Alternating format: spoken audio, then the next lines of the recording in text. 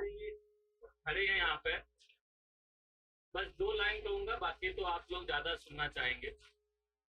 इन्होंने मेहनत करके अपना इतिहास अपने हाथों से लिखा, और जो कहते हैं कि संभावनाएं प्रबल होती हैं, तो नो डाउट संभावनाएं हमेशा प्रबल होती है, इस बात को इन्होंने हमेशा साबित किया।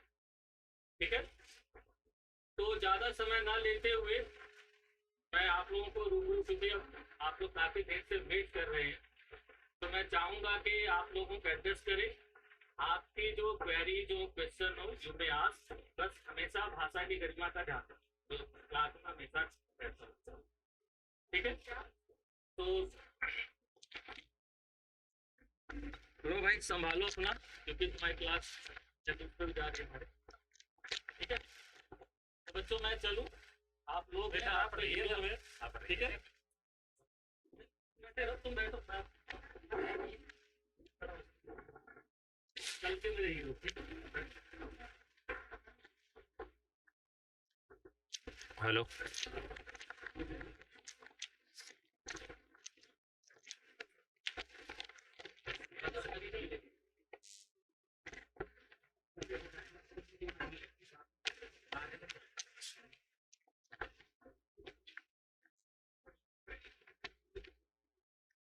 बताओ इसमें लगते हैं तो अपनी बातें लोग शुरू करते हैं फिर। अरे भैया फोटो सेशन हम लोग कर लेंगे, आप लोग आराम से चलिए, मुझे बता। सबसे पहले तो इंट्रोडक्शन दे देता हूँ मेरा। मेरा नाम सुनील कुमार दरमिता है, तो मैं बेसिकली राजस्थान से बिलोंग करता हूँ, जयपुर से। मैंने अपना ग्रेजुएशन 2017 में IIT दिल्ली से किया, बीटेक, और उसके बाद में JNU से मैंने MA ज्योग्राफी में एडमिशन लिया था, लेकिन वो सिलेक्शन की वजह से कंप्लीट नहीं हो पाया था। मेरा 19 में सिलेक्शन हो गया था। तो मैं पहले IRAS में था। जब मैं पहले IRS में था तब मेरा सिलेक्शन हुआ था ज्योग्राफी से। सर के साथ कैसे कांटेक्ट हुआ मेरा, 2018 में सर संकल्प में GS पढ़ाते थे वहाँ पे, ज्योग्राफी और ऑप्शनल। तो मैंने अपना ज्योग्राफी ऑप्शनल और जो GS है वो सर से पढ़ा है, तो तभी सर से मेरा बहुत पर्सनल कनेक्शन है। उसके बाद में भी जब मैंने हिंदी लिटरेचर ले लिया, तब भी मैं सर से रोजाना बात करता रहता कि सर इसमें क्या करना चाहिए। गाइडेंस के तौर पर, एक हमेशा एक पथ प्रदर्शक के तौर पर सर हमेशा मेरे साथ थे। और उसी वक्त से जब संकल्प में थे हम लोग, तब से ही सर मेरी कॉपीज को पर्सनली देखते थे कि इसमें ये यहाँ सुधार करना है, इसमें यहाँ सुधार करना है। और दोस्तों, जैसे आपको पता है कि अगर कोई आम का पेड़ हो और आज उस पे आम आ रहे हैं, तो आज का परिणाम नहीं होता, उसके पीछे बहुत वर्षों की मेहनत होती है। उसको, उस बीज को किसने डाला, किसने पानी दिया। तो मुझे लगता है कि मेरे लाइफ में जो सर का योगदान है वो यही है कि मुझे इन्होंने एक बीज को एक उर्वर जमीन में डालकर और एक पौधा बनाया, और आज जो फल है शायद उसी का परिणाम है। तो मैं पहले तो सर को बहुत बहुत धन्यवाद देना चाहता हूँ, और सर का आभार व्यक्त करना चाहता हूँ कि उन्होंने मुझे गाइडेंस दिया। और दोस्तों, कुछ लोग को लगता है यहाँ पे कि मेरा हिंदी लिटरेचर ऑप्शनल, लेकिन वो इस साल ऑप्शनल था। लेकिन जब मैं 2 बार सिलेक्शन लिया था, और जो मेरा आंसर राइटिंग स्किल है आज भी, वो शायद सर की वजह से ही है। सर ने बहुत हेल्प किया उसमें। तो इसी वजह से मैंने पहला प्रोग्राम सर के यहाँ पे रखा है, क्योंकि सर मेरे पर्सनल मोटिवेटर हैं, पर्सनल मेंटर है। तो सर के लिए एक बार जोरदार तालियां बजाइए आप सब लोग। सर लगते बहुत सिंपल हैं, लेकिन सर का जो नॉलेज है वो बहुत वास्ट है। सर का जो एक्सपीरियंस है वो बहुत बहुत ही लंबा है। आपको जो इतना गाइडेंस दे सकते हैं ना पर्सनली, इतना कि आंसर राइटिंग में क्या होना चाहिए, कैसे होना चाहिए, डायग्राम। और सर का जो ह्यूमन ज्योग्राफी पढ़ाने का स्टाइल है वो बहुत अच्छा है। सर कैसे कहानियां वगैरह सुना के, संगीत के माध्यम से और चीज़ों को पढ़ाते हैं, तो बहुत ही अच्छा है। तो मैंने भी सर को शुरुआत से ही फॉलो किया है, और कैसे आंसर राइटिंग लिखते हैं, सारी चीज़ें। इंटरव्यू के टाइम पे मैंने सर से बात की, जब मेरे इंटरव्यू में मार्क्स नहीं आ रहे तो सर ने बताया कि कैसे कैसे करना चाहिए, और मेंस के टाइम पे भी कैसे क्या करना चाहिए, तो मैंने सर से बात की। तो ये हुआ मेरा इंट्रोडक्शन और सर के बारे में। और जैसा कि UPSC की तैयारी के संबंध में अगर बात करना चाहूँ मैं, तो सबसे बड़ी बात यही है कि आपको लगातार मेहनत करना है, पहले दिन से लेकर लास्ट दिन तक। मैंने 2017 में तैयारी शुरू की थी। उस वक्त मैंने एक लक्ष्य बनाया था कि मुझे IAS बनना है। IAS mean Indian administrative service. देखो, UPSC में बहुत सारी सर्विसेज होती है। मेरा पहला सिलेक्शन 19 में हुआ, लेकिन मुझे इंडियन रेलवे अकाउंट सर्विस मिला। लेकिन मेरा फिर से वही गोल था कि मुझे IAS बनना है, तो मैं फिर से एग्जाम दिया। कई बार ऐसा होता है कि आपका एक बार सिलेक्शन हो जाता है तो आप लोग रुक जाते हो, कुछ आगे मेहनत नहीं करते कि यार मेरा सिलेक्शन हो गया, मुझे अच्छी जॉब मिल गई, अच्छी नौकरी है, अच्छा पैसा आया, तो मैं क्यों तैयारी करूँ। लेकिन दोस्तों जो सपना होता है, जब आपका सपना जो कोई चीज होती है आप जिसको अचीव करना चाहते हो वो अचीव हो जाता है, उसके बाद में लाइफ को जीने का अंदाज ही बदल जाता है। जैसे आपका मन है कि मैं आईएएस बनूं, आईएएस जिस दिन बन जाओगे उस दिन आप जो काम करोगे आपको काम नहीं लगेगा, आपको मजा आएगा वहां पे काम करने का। जब मुझसे अगर कोई 13 घंटे काम करा आईएएस में तो मुझे ऐसा नहीं लगेगा कि मैं थक गया, काम नहीं कर सकता, मुझे मजा आएगा वहां पे अपना काम करने में। किसी को लगता है कि मुझे सिंगिंग करना है मान लो, तो अगर वो सिंगिंग करेगा तो उसको मजा आएगा, उसको 10 घंटे सिंगिंग करा लो, कोई दिक्कत नहीं है। क्रिकेट खेलना 10 घंटे क्रिकेट खिलवा लो, कोई दिक्कत नहीं है। तो दोस्तों आपको जो पैशन है, आपका सपना है, आप डिसाइड कर उसको फॉलो कीजिए। बीच में हर्डल्स भी आएंगी, बीच में आपको छोटे छोटे प्रलोभन भी मिलेंगे कि यार सिलेक्शन हो गया, ठीक है, एसएससी में मेरा निकल गया, अब मुझे क्यों पढ़ना है। लेकिन दोस्तों सपना आपको जरूर प्राप्त करना, मैं यही करना चाहता हूँ। और उसके लिए लगातार मेहनत और एक अच्छा गाइडेंस, आप एक अच्छा गाइडेंस ढूंढिए, साथ में लगातार बिल्कुल आंसर राइटिंग करते हुए, लगातार फोकस करते हुए। कई बार ऐसा होता है कि आप तैयारी कर रहे हो, अचानक से ऐसा होता है कि कोई दिक्कत आ गई, आपका आंसर राइटिंग में कुछ गड़बड़ थी, मेंस में मार्क्स, तो आप एनालिसिस करो उसका, यार मेरे मार्क्स क्यों नहीं आ रहे, प्रीलिम्स में मेरे मार्क्स क्यों नहीं आ रहे। उसको एनालिसिस करके अच्छे से पढ़ाई करो, उसको दोबारा गलती को सुधारो। और गलती सुधारने का सबसे अच्छा मीडियम होता है कि आप जो आंसर राइटिंग का जो मॉक टेस्ट होता है, टेस्ट सीरीज है, वो ज्वाइन करना बहुत जरूरी है। और टेस्ट सीरीज भी वैसी ज्वाइन करो जहाँ पे कोई बंदा आपको चेक करके पर्सनल फीडबैक दे सके। तो कई बार ऐसा होता है टेस्ट सीरीज चेक तो हो जाती है लेकिन आपको फीडबैक नहीं मिल पाता, और आपको फीडबैक नहीं मिलेगा तो टेस्ट सीरीज का कोई मतलब नहीं है। इसलिए ऐसी टेस्ट सीरीज ज्वाइन करो जहाँ पे अच्छा फीडबैक मिले, आपको पर्सनली कोई बता सके कि इसमें यहाँ दिक्कत है, इसमें यहाँ दिक्कत है, और अगली बार उसको सुधारो। तो 40-50 टेस्ट आप लिख लेंगे तो जब एग्जाम में जाएंगे तो आपको लगेगा कि यार ये और एक और टेस्ट सीरीज है, एक मॉक टेस्ट है मान लो, तो वहां पे आपकी गलतियां नहीं हो। तो मैंने अगर देखा जाए तो इस बार जब मेंस के पहले मैंने कम से कम 50 टेस्ट लिख के गया था, 50 टेस्ट मैंने लिखे मेंस के पहले। इसमें ऐसे भी था, ऑप्शनल भी था, जीएस भी था। मेरा जो 2020 तक का पेपर था उसमें ये हो रहा था कि मेरे क्वेश्चन छूट जाते थे। हिंदी मीडियम में चैलेंज ये होता है कि 20 क्वेश्चन करना बहुत मुश्किल होता है, 3 घंटे के अंदर लिख नहीं पाते। आंसर राइटिंग की आपकी जो स्पीड है वो बहुत कम होती है। तो मैंने ये किया, जितना हो सके प्रैक्टिस किया, दिन में 9-9 घंटे लिखे बैठ के। क्योंकि दोस्तों कई बार आपने सुना है कि जैसे कोई 600 मीटर की रेस दौड़ना चाहता है, कोई भी धावक है, तो क्या करेगा, 1000 मीटर की प्रैक्टिस करेगा ताकि 600 मीटर आराम से दौड़ सके। यूपीएससी में आपको दिन में कितना घंटा लिखना होता है, 6 घंटा लिखना होता है, पूरा 2 पेपर लिखना होता है, और उतनी एनर्जी से लिखना होता है जितना मतलब आपको बराबर मार्क्स इसमें आ सके। 250-250 आपको दोनों में जरूरी मार्क्स लाना होता है। ऐसा नहीं भाई पहले पेपर में स्कोर कर लिए दूसरे में रह गए, आपको 6 घंटा बिल्कुल तन्मयता के साथ, बिल्कुल कॉन्सेंट्रेशन के साथ लिखना होता है। इसलिए आप ये कोशिश करो कि 9-9 घंटे तक आप रोजाना प्रैक्टिस करो बैठ के। एग्जाम के 20-30 दिन पहले आप 10 घंटा 9 घंटा रोजाना लिखो बस बैठ के, जितना हो सके। आपका ये टारगेट होना चाहिए कि वहां पर कोई क्वेश्चन ना छूटे। और मेरा यही मैं बताना चाहता हूँ कि इस बार मेरा टारगेट था कि क्वेश्चन मेरा एक भी नहीं छूटना। तो आपको बताना चाहता हूँ कि ऐसे तो मैंने आधा घंटा पहले ही पूरा पेपर कर लिया था, आधे घंटे पहले ही पूरा पेपर निपटा के आराम से बैठ गया था, चेक कर रहा था, अंडरलाइनिंग कर रहा था। किसी को मान लो कॉमा में डालना है, कहीं मिस्टेक हो गई उसको सुधारना है, कोई कोट वगैरह है उसको नीचे अंडरलाइन करना है, तो वो सारी चीजें मैं इम्प्रूवाइज कर रहा था। वहां से कम से कम 5-7 नंबर आपके पक्का बढ़ते हैं। अगर आप मान लो ऐसे को बाकी नीले पेन से लिख रहे हो और बाकी कोट है उसको ब्लैक पेन से लिख दिए तो दूर से दिखेगा। तो इसलिए आपको अगर आंसर राइटिंग करनी तो स्पीड अच्छी होनी चाहिए, उसके लिए प्रैक्टिस अच्छी होनी चाहिए। तो ऐसे आधा घंटा पहले पूरा पेपर इसलिए हो क्योंकि मैंने प्रैक्टिस किया था उसका, 10-5 ऐसे मैं पहले लिख के चला गया था। और फिलोसफिकल ऐसे थे इस बार, तो फिलोसफिकल ऐसे के लिए कि एक यही बात है कि जो प्रैक्टिस है वो आपकी अच्छी होनी चाहिए। जितना हो सके प्रैक्टिस करो, जितना हो सके उसको टॉपिक्स को तोड़ने की कोशिश करो, लिखने की कोशिश करो। कई बार मेरे पास लोग आते हैं कि सर हमसे ऐसे नहीं लिखा जा रहा, क्या करें क्या करें। मैं बोला कितना ऐसे लिखो, सर एक भी नहीं लिखा। तो जब आप लिखोगे ही नहीं तो लिखोगे कैसे, पहले आपको लिखना पड़ेगा लिखने के लिए। तो जितना हो सके गंदा वंदा जो भी ऐसे लिख रहे हो, गंदा से लिखो, पहली बार सर से दिखाओ, फिर से दोबारा उसको इम्प्रूव करो, फिर धीरे धीरे धीरे देखना वो एक दिन आपका ऐसे है ना बहुत अच्छा बन जाए। आपको क्या लगता है कि मैं 2-4 टेस्ट लिखा हूँ, मैंने कम से कम 50-60 ऐसे लिख चुका हूँ आज तक, टेस्ट सीरीज है वैसे लिखता रहता हूँ बैठ के। तो आप ही प्रैक्टिस करो, वो ही आपको लास्ट में निखर के आएगा। जीएस में मैंने एक भी सवाल नहीं छोड़ा, 80 क्वेश्चन होते हैं टोटल चारों पेपर में, पूरे के पूरे अटेम्प्ट किए अच्छे से, केस स्टडी अच्छे से अटेम्प्ट की, और पेपर 2-2 मिनट पहले ही पूरा हो जाता था क्योंकि प्रैक्टिस पहले कर रखी थी। इसलिए आपको कोशिश करना कि पेपर पूरा करना। मैं आपको बताना चाहता हूँ आज तक मेरा जीएस में स्कोर था 370 मैक्सिमम, इस बार मेरा है 419 मार्क्स। उसका यही मतलब पेपर पूरा हुआ है, प्लस में अच्छे से लिखा गया।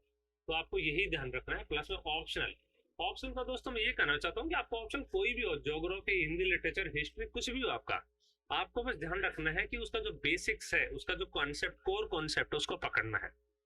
तो बस आपको यही धीरे धीरे जो चीजें हैं आपको सपना लेके चलना है, फिर आपको प्रैक्टिस करनी है, अच्छा गाइडेंस आपके साथ होना चाहिए और भटकना नहीं है मार्केट में। मार्केट में इतनी इंफॉर्मेशन है आज, इतना नोट्स, आप बाहर चले जाओ दुकान पे, इतने नोट्स मिल जाएंगे, कौन सा पढ़े कौन सा नहीं पढ़े। आप पहले ही अपना लिस्ट बना लो, यार मुझे ये पढ़ना है, बस उसी को पढ़ना है पूरा साल, भटकना नहीं है। बोलेगा कोई दोस्त आपका, बोलेगा सर ये लो सर मेरे पास यार उस टॉपर के नोट्स आ गए, आप उसको खोल के बैठ गए। दूसरे दिन दोस्त बोला यार ये नोट्स आ गई, उसको खोल के बैठ गए। आप ये करोगे, जैसे आपने पढ़ा होगा ना कि एक किताब को 10 बार पढ़ो या 10 किताब को एक बार पढ़ो, कौन सा अच्छा है? एक किताब को 10 बार पढ़ो, तो रिवीजन आपका अच्छा होना चाहिए। आप एक ही किताब पढ़ो लेकिन उसको बार बार पढ़ो, कॉन्सेप्ट पे फोकस करो, राइटिंग पे फोकस करो, टेस्ट निकालो, प्रैक्टिस करो जितना हो सके, क्योंकि जितना आपका पेन चलेगा ना कॉपी पे, उतना ही आपका धीरे धीरे जो फाइननेस है, जो उत्कृष्टता आपकी राइटिंग वो आती चलेगी। मेरा यही कहना है, आप सब लोग अच्छे से फोकस कीजिए पढ़ाई पे, और देखना एक दिन सपना आपको जरूर अचीव होगा, क्योंकि जो मेहनत करता है ना कहीं भगवान उसके साथ ईमानदारी से खड़ा होता है। मैं भी कोशिश किया, मेरा चौथा अटेम्प्ट था, मैंने लगातार कोशिश किया, कई बार फ्रस्ट्रेशन होता था कि यार छोड़ दे एग्जाम को, नहीं हो रहा है, मैं तो आईपीएस में पहले से हूँ, मुझे क्यों चाहिए। लेकिन वो एक जुनून था कि नहीं यार कुछ तो है जो आईएएस बनना है। बस लगातार मेहनत करते रहे, ट्रेनिंग के टाइम पे भी पढ़ते रहे, सारे दिन ट्रेनिंग करो, शाम को जाके पढ़ो वापस। तो बस वो आपको ध्यान रखना है कि अपने सपने को हमेशा अचीव करना है, लगे रहना पीछे, सपनों के पीछे लगे रहना। एक दिन देखना जरूर आप सक्सेसफुल होगे, और मेरी शुभकामनाएं सभी लोग के साथ, आपके साथ, और अच्छे से मेहनत करते रहिए। कोई डाउट हो तो सर से पूछ सकते हैं, मैं भी आपके बीच बीच में आता रहूंगा, कोई डाउट हो तो आप पूछ सकते हो। इसके अलावा कोई आपका प्रश्न हो तो मुझे आप पूछ सकते हो। Thank you.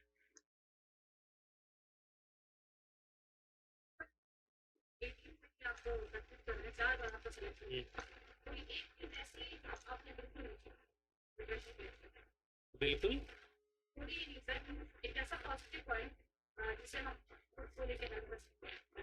ठीक। देखो सबसे बड़ी बात होती है आंसर राइटिंग में कंटिन्यूअस। अगर आप बीच बीच में मान लो 2 आंसर लिखे, लेकिन 20 दिन बाद में फिर 2 लिख रहे हो, बीच में कुछ नहीं लिखे हो।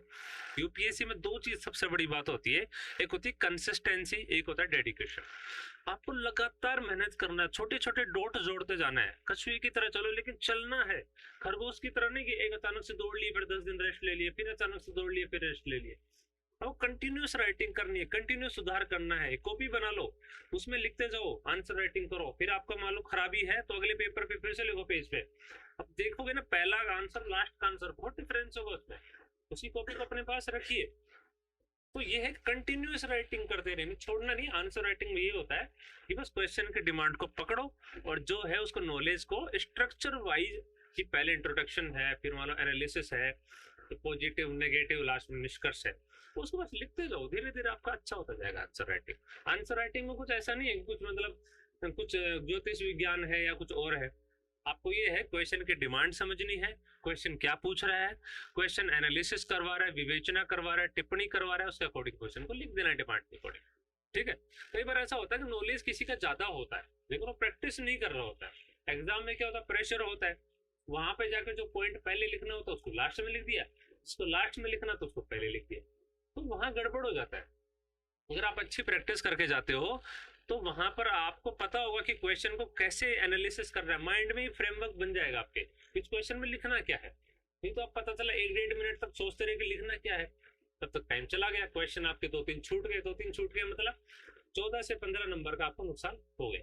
तो हर पेपर में 14 नंबर का नुकसान में 4 में 50-60 नंबर का नुकसान, मतलब आप सिलेक्शन ले रहे थे, सिलेक्शन से बाहर हो। यूपीएससी यही गेम है, 1 नंबर पे आपका आईएएस छूट जाता है, 1 नंबर पे आपका सिलेक्शन हो जाता है। तो यही आपको ध्यान रखना है। मेरा हमेशा ऐसा होता था, 12-13 नंबर से मेरा आईएएस छूट रहा था, लेकिन इस बार तो रैंक बहुत अच्छी आई है, तब भी मेरी रैंक थी उसमें 12-13 नंबर से आईएएस छूटता था। तो मैंने ये सोचा कि हर पेपर में 5-5, 7-7 नंबर, 10-10 नंबर मुझे बढ़ाना है, और बस वही है। तो आपको यही है कि धीरे धीरे इंप्रूव करना अपने आप। ठीक है, हाँ जी, वही है, प्रैक्टिस करो, दोस्तों के साथ बैठो, बातचीत करना सीखो, कोई टॉपिक उठा लो। जैसे मान लो कि भारत में भारत की अर्थव्यवस्था अच्छी है या बुरी अभी। तो आप कोई दोस्त बोलेगा 5 पॉइंट के नहीं यार बुरी चल रही, इन्फ्लेशन ज़्यादा है, घाटा बढ़ रहा है, ये हो रहा है, ये हो रहा है, बुरा है, सब कुछ अच्छा नहीं। फिर दूसरा दोस्त बोलेगा नहीं यार हमारा इन्वेस्टमेंट बढ़ रहा है, बाहर हमारी देश की छवि है वो अच्छी हो रही है, हमने पेंडेमिक से जो उबार है उसके बाद का वो हमने अच्छा मतलब रिकवरी अच्छी प्राप्त कर ली है, तो अच्छी इकोनॉमी है। तो ये एक ही टॉपिक पे कैसे नेगेटिव पॉजिटिव आपको बनाना है, आपको एनालिसिस आना चाहिए। लास्ट में निष्कर्ष, प्रशासन में जाकर आप कभी भी नेगेटिव नहीं हो सकते कि नहीं सब कुछ बेकार है, कुछ नहीं हो सकता। जब आप ही ऐसा बोलोगे तो सुधार कौन करेगा? तो आपको प्रॉब्लम ढूंढनी है लेकिन लास्ट में सॉल्यूशन प्रोवाइड करना है कि घाटा अगर बढ़ रहा है तो हमारी जो जो अनहित की योजना है, जैसे कोई मान लो एक्स्ट्रा योजनाएं हैं जो कोई यूज की नहीं है, जो बर्डन हम पे कर रही है उसको हटा दो, उन पे रैशनलाइज कर दो। जहाँ पे एक्स्ट्रा खर्चा हो रहा है उसको कम करने की कोशिश करो, रेवेन्यू है उसको ज्यादा जनरेट करने की कोशिश करो। कोई मान लो सरकारी जमीन खाली पड़ी है कई सालों से, उसको लीज पर देकर उसका किराया वसूल करने की कोशिश करो। तो आप ऐसे सोल्यूशन भी प्रोवाइड करो। तो दोस्तों प्रशासन में जाने का मतलब ये होता है कि जनता की प्रॉब्लम को समझना। अब ये समझ लो तुम आईएएस हो, कोई मुद्दा आपके सामने रख दिया तो आप क्या करोगे? इसमें ये बोलोगे नहीं बेकार है, नहीं हो सकता, तो ये बोलोगे कभी? आप उसका सोल्यूशन प्रोवाइड करोगे।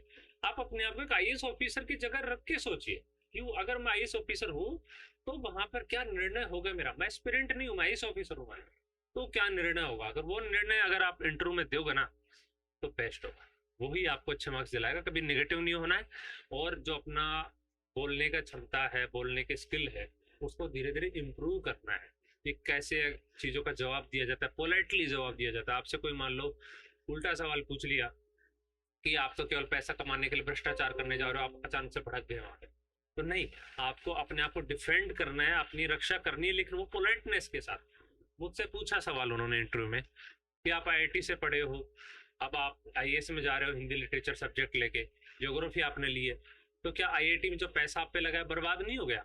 आपने तो सीट वेस्ट कर दी। मतलब वो आपको उकसाने की कोशिश करते हैं। तो बोलो सर देश का जो पैसा है वो मेरे पे लगा है, लेकिन मैं प्रशासन में जाऊंगा देश का ही तो भला करूंगा। तो इंजीनियर बन के करूँ चाहे आईएएस बन के करूँ, भला तो मैं देश का करूंगा। तो आप ऐसे आराम से मतलब अपने आप को डिफेंड कर सकते हो। तो ऐसे आपको क्या करना, आंसर राइटिंग पहले ही दिन से स्टार्ट करनी। जितने तैयारिश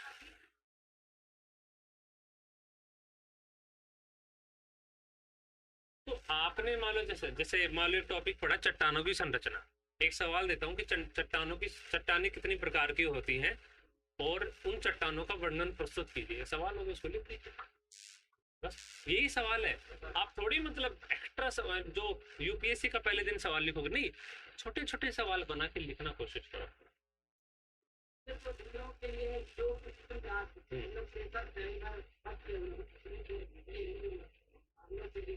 देखो अभी आप लोग का है कि अभी ग्रेजुएशन पे फोकस करो, साथ साथ में आपको ये है कि ग्रेजुएशन फोकस इसलिए करना है कि यूपीएससी एक अनिश्चित एग्जाम है, यहाँ पे जरूरी सिलेक्शन सबका होता है।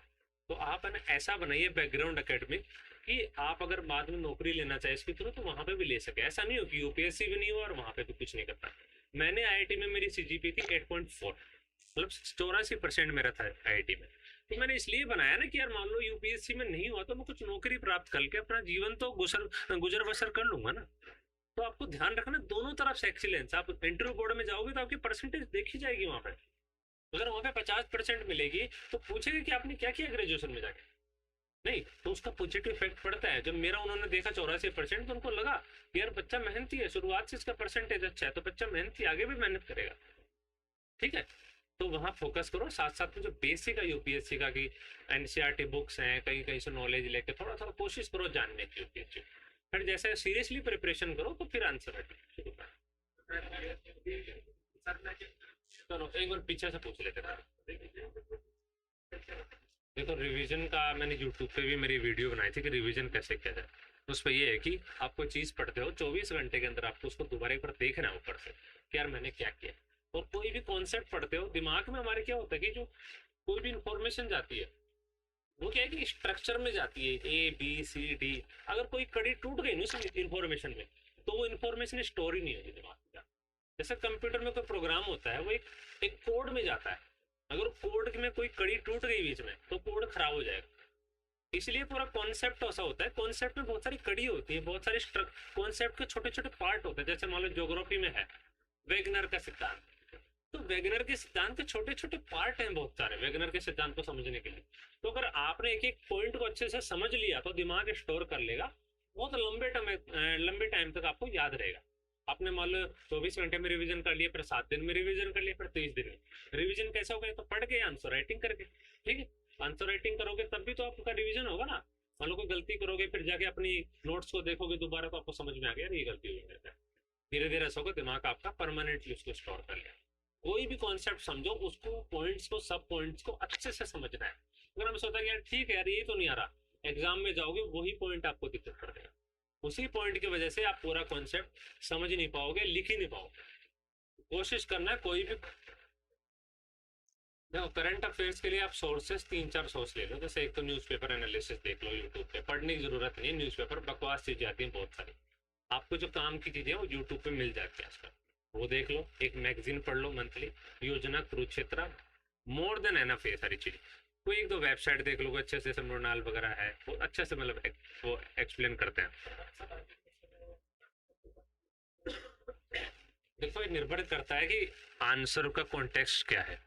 जैसे मान लो हिंदी लिटरेचर में लिख रहे हो, हिंदी लिटरेचर में अगर आप तत्सम शब्द यूज करते हो ज्यादा, तो तत्सम शब्द लिखने की वजह से आपकी क्वालिटी बढ़ेगी। लेकिन जीएस में आप कोशिश करो कि सिंपल लैंग्वेज का यूज करो, लेकिन जो टेक्निकल टर्म्स है उनको अच्छे से वहां पे डालो। अगर राजस्व घाटा है तो उसको राजस्व घाटा ही लिखो आप। राजकोषीय मान लो घाटा है, उसको राजकोषीय लिखो। मुद्रास्फीति लिखो, तो टेक्निकल वर्ड्स को टेक्निकल वर्ड्स ही लिखना है। वहां पे आप वो मत कर देना कि महंगाई लिख रहे हो, महंगाई नहीं, मुद्रास्फीति अच्छा वर्ड। ठीक है,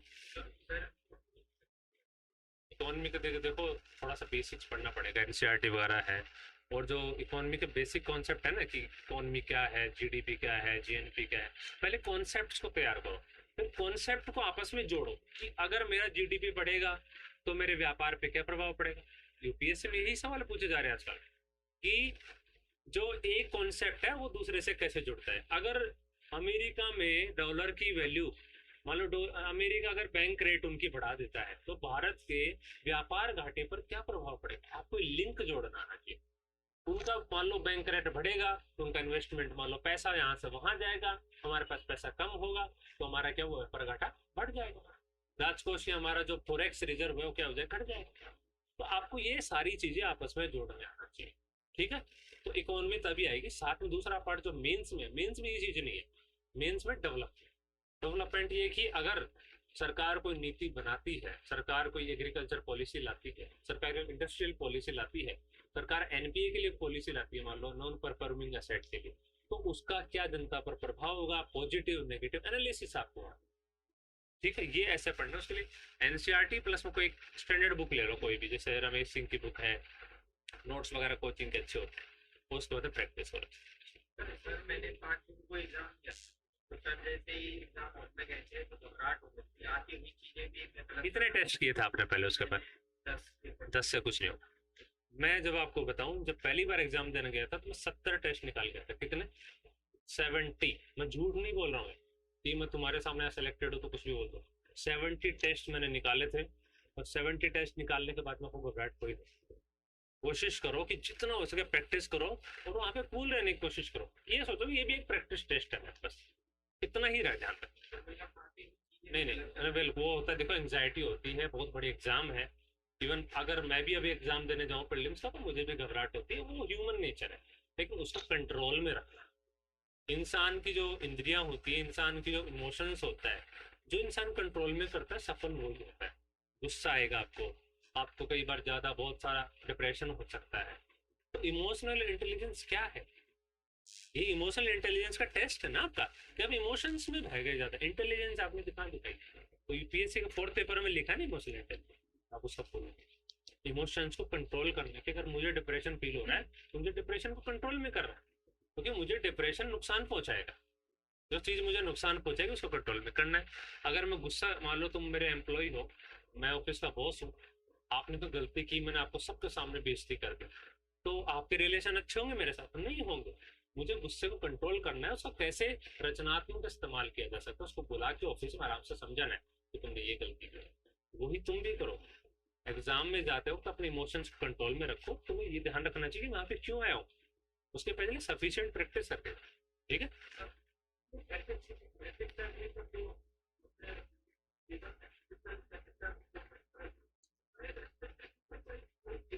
यूपीएससी के लिए बात कर रहे हो, नॉर्मल बात कर रहे हो? यूपीएससी के लिए आपको नैतिक होना जरूरी है, मेरा ये मानना है। यूपीएससी के लिए आपको कॉपी में नैतिक होना जरूरी है, ठीक है। आप बहुत सारे नैतिक हो, लेकिन क्वेश्चन में अनैतिक आंसर लिख के आ गए तो उससे कुछ नहीं होगा। मैं काफ़ी लोग को जानता हूँ, आपने सुना होगा कि एक सिलेक्टेड बंदा था और बाद में एथिक्स के पेपर में चीटिंग करते पाया गया है। तो जरूरी नहीं होता मतलब कि पेपर में अच्छा लिखने से आप एथिकल हो जाओगे। यहाँ पे एथिकल हो तो पेपर में गंदा लिख दिया, आंसर जो चेक करने वाला है उसके पास आपकी कॉपी जाएगी, तुम्हारी क्या नाम है, तो आकर्ष वहां पे नहीं जाएगा बताने कि मैं बहुत नैतिक हूँ, वहां पे तुम्हारी कॉपी जाएगी कि आकर्ष कितना नैतिक है। आकर्ष चाहे यहाँ पे जुआबाज है, कुछ भी है, मतलब बुरा मत मानना, लेकिन क्वेश्चन में बहुत अच्छे अच्छे आंसर लिखा है, तो उसको लगेगा यार कितना अच्छा लड़का है, इसको अच्छा। वो ये जो सोर्स है, जो ट्रेडिशनल सोर्स है, कोई अच्छी सी बुक ले लो, जैसे अरे मार्केट बढ़ा पड़ा है यार, कोई भी उठा बढ़िया। मेरे मुंह से सुनना चाहते हो तुम लोग, अच्छा नहीं लगता। मैंने वैसे ना बुक लिस्ट है ना अपने और सोशल मीडिया पे डाल रखी है, तो वहाँ पे देख सकते हैं।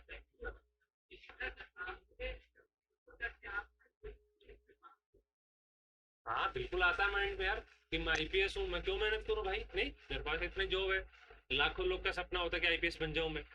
लेकिन वो है ना, मैंने बताया ना, ड्रीम होता है कि आप तैयारी किस चीज को लेकर शुरू, आईएएस बनने के लिए मैंने तैयारी शुरू की। बिल्कुल बोलते हैं, काफी दोस्त भी बोलते हैं, लेकिन मैं तो जिद्दी आदमी, इस संसार को जिद्दी आदमी जीतते हैं।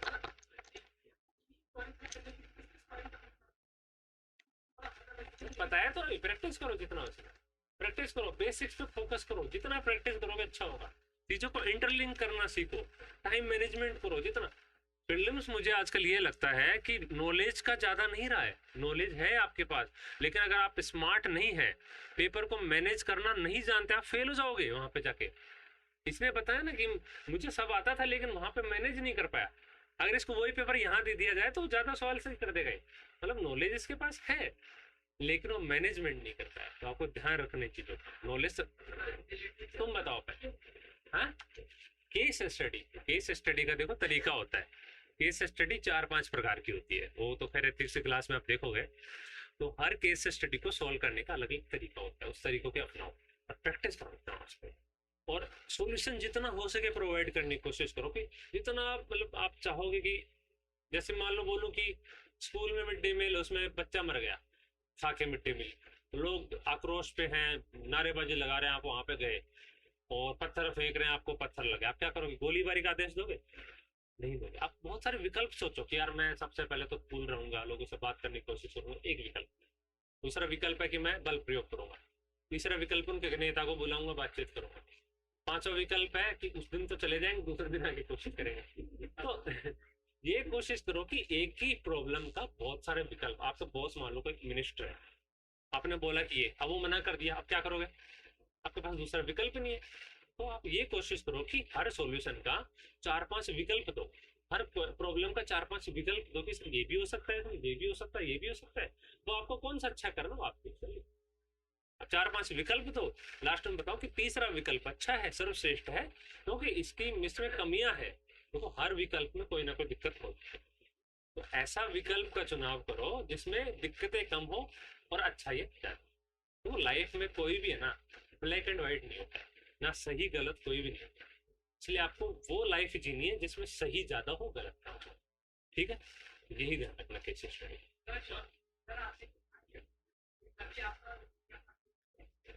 बिल्कुल, आईआईटी में मैंने सोच लिया था, 3rd ईयर में मैंने लगभग डिसाइड कर लिया।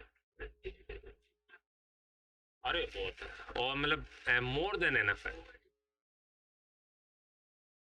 तो वो तो क्लासरूम का हिस्सा है ना, वो तो टेस्ट बुक तो पढ़ना पड़ेगा ना व्याख्या के लिए। बिल्कुल, वो तो पढ़ना पड़ेगा पूरा, क्योंकि हाँ थोड़ा वो ऐसे वाला है वो छोड़ देना, निबंध वगैरह का छोड़ देना, उसमें नोट्स पढ़ के काम चल जाए। लेकिन व्याख्या वाले के लिए अच्छे से पढ़ो। आप आंसर राइटिंग अच्छी तभी कर पाओगे जब आपने बुक पढ़ी, नहीं तो आप है ना कृत्रिम हो जाओगे, उसमें आप भावना ही नहीं लग पाओगे। आपको गोदान का चीजें नहीं पता है तो ठीक है। देखो मैं 2 सवाल और लूंगा, कोई भी पूछ लो। तो तुम यार बहुत देर से बताओ। ऑप्शनल के दो रीजन थे। देखो, एक तो है कि ज्योग्राफी पढ़ते पढ़ते मोनोटोनस लाइफ हो गई थी, थोड़ा थोड़ा इंटरेस्टिंग लिया जाए। और मेरा बहुत दिनों से मन था कि यार मैं हिंदी लिटरेचर पढ़ूं, तो सोचा यूपीएससी की तैयारी भी हो जाएगी और साथ साथ में देख लेते हैं। उसमें नंबर क्या थे, 260 250 के अटक गए थे। मुझे लगा एक बार ट्राई करके देख लेते हैं। ऑप्शन बुरा नहीं है, ज्योग्राफी बहुत अच्छा ऑप्शन है। अगर आप अच्छे से तैयारी करते हो, 270 मार्क्स आ गए, आप आराम से सिलेक्शन ले लोगे, लेकिन उसके लिए अच्छी स्ट्रेटेजी होनी चाहिए। बस यही था रीजन, मेरा इंटरेस्ट था ये। सर ये एक अच्छा होगा लिखने के लिए दिमाग में क्या क्या करना चाहिए? अभी मैंने बताया नहीं, क्वेश्चन का डिमांड आपको पता होना चाहिए, क्वेश्चन का स्ट्रक्चर पता होना चाहिए, पहले क्या लिखना है, बाद में क्या लिखना है, विवेचना है, विश्लेषण है। इनके लिए तो बहुत ज्यादा हो जाता है, लगता है कि ध्यान रखो ना, कंट्रोल करो। आपको पता है कि 3 घंटे में 20 उत्तर लिखना है, तो आप उतना ही लिखो। और पता कैसे लगेगा तुम्हारा 250 वर्ड हो गया, तो प्रैक्टिस से पता लगेगा। अपने आप ही पेन रुक जाएगा 250 पे जाते कि हो गया। आपको मतलब जब एग्जाम में जाओगे तो आप जब लिख रहे होगे ना, तो दिमाग में कैलकुलेशन चलती रही कि मेरा आंसर पूरा होगा।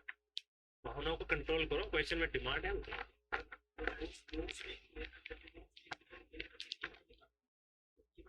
बात करें जीएस पेपर की, और एकदम आपदा ही वो आपदा में अब उसमें जब मैं देख रहा हूँ कि 3-4 साल मतलब 2-3 बार पहले तो सवाल वर्ल्ड पे आ रहा है, और उसमें जो क्वेश्चन है वो भूस्खलन पे 2 बार 3 बार ठीक है। और अदर देन एक बार जो एनडीएमई की गाइडलाइन है या फिर वो उसके स्टैंडर्ड क्रिमिनल प्रिकॉशन, तो जैसे मतलब नोट्स बनाते हैं तो नोट्स में हमने प्रीवियस ईयर देखा सिलेबस को रीड किया। तो अब हम इस ट्रेंड पे जाएंगे, करंट अफेयर में क्या चल रहा है, या इस ट्रेंड पे जाएंगे भूस्खलन ज्यादा पूछा जा रहा है, ये टॉपिक जैसे कि इस पेपर ठीक है और मैं बात करें गांधी जी ज्यादा पूछे या फिर मतलब क्या रखना चाहिए? तो नोट्स मेकिंग में पहली बार आप नोट्स बनाने जाओगे तो परफेक्ट नोट्स कभी नहीं बनेगा आपका। तो आपको ध्यान रखना है, हर सब्जेक्ट में कुछ चीजें ट्रेडिशनल होती हैं, बेसिक होती हैं, वो सब्जेक्ट का पार्ट होती है। उस सब्जेक्ट का क्या होता है, अंग होता है, जैसे अपना शरीर है। कुछ चीजें इसमें बेसिक्स है कि इसके बिना अपना कंकाल तंत्र है वो उसका बेसिक है, उसमें हार्ट है, जो ब्रेन है ये उसका बेसिक अंग है, वो तो नोट्स में आना ही चाहिए सब्जेक्ट का। अब मान लो अचानक से नया फैशन आ गया, तुमने बाल कटवाने के लिए यहाँ से कट लगवा लिया, वो नया फैशन है, ये नया फैशन चल रहा है, उसमें ऐड कर लिया। नया फैशन चल रहा है कि जीन्स को मान लो कटवा के पड़वा लिया, वो नया जीन्स। तो वो किससे पता लगेगा, जब सवाल देखोगे। कुछ तो बेसिक लिखना ही है उसमें, जब सवाल देखोगे तो वो चीज ऐड कर देगा। तो जो ट्रेंड है वो तो बाद में जुड़ेगा, पहले आपको हिस्ट्री का सब कुछ तो पता होना चाहिए ना, बेसिक तो पता होना चाहिए ना, तभी तो आप उसमें करंट अफेयर जोड़ोगे ना। आप बोला कंकाल तंत्र है ही नहीं, बाल बढ़ाने चल रहे हो नहीं, तो पहले बेसिक पर फोकस करो हर सब्जेक्ट का, ठीक है। जैसे सर जैसे पेपर के बाकी करने के बाद तो सर मतलब लगभग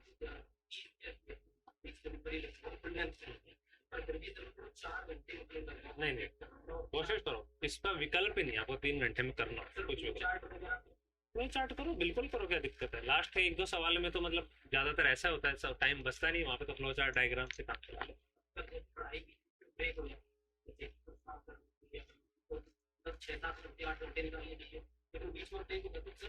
नहीं नहीं, ये कोशिश करो कि ब्रेक ना हो, और मतलब जिस दिन ब्रेक उस दिन 2-3 घंटा पढ़ने की कोशिश करो, लगातार रहो इस एग्जाम। 2017 से मैंने एक दिन भी तैयारी नहीं छोड़ी। जिस दिन मेरा रिजल्ट आया उस दिन मैंने सोचा कि आज से पढ़ाई तो करनी है, बट यूपीएससी के लिए नहीं करनी, ठीक है। तो कोशिश करना है रोजाना कंटिन्यूस रहना है। और तो लास्ट क्वेश्चन है, फिर बाद में बात करेंगे। देखो, क्वेश्चन की डिमांड पर निर्भर करता है। अगर आपको पूछे कि विवेचना कीजिए, तो विवेचना को आप पैराग्राफ में लिखो। आपको लिखो कि मान लो इस योजना दे दे कि इसके बिंदुओं पर चर्चा कीजिए, तो आप उसको पॉइंट्स में लिखिए, पहला बिंदु, दूसरा बिंदु। विश्लेषण पूछ ले, विश्लेषण में क्या होता है, नेगेटिव पॉजिटिव निष्कर्ष, उसमें आप कोशिश करो कि पैराग्राफ। तो क्वेश्चन की डिमांड पर निर्भर करता है कि आप क्वेश्चन कैसे लें, ठीक है। वो मैंने यूट्यूब पे मैंने एक वीडियो बनाई थी आप लोग के लिए, वो देख लेना। चलो, बहुत बहुत धन्यवाद आप सब लोग का, और आप मेहनत करते हुए एकदम सफलता मिलेगी आपको, ठीक है। बहुत बहुत धन्यवाद।